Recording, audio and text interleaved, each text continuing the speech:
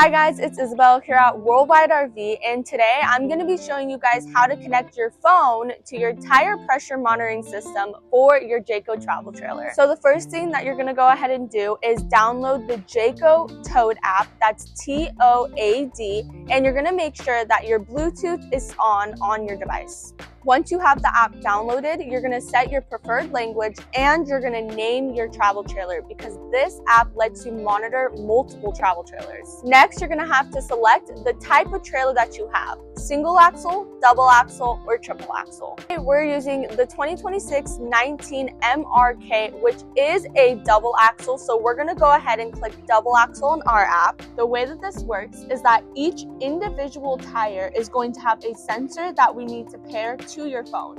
So the first step is that you're going to remove the valve cap, then you're going to hit scan on the app, and you're going to let air out for 3 seconds. Once the sensor does show up, you're going to drag it to the tire that you let the air out of. Once all 4 tires are connected to your app, next step is to set up your preferred temperature and tire pressure.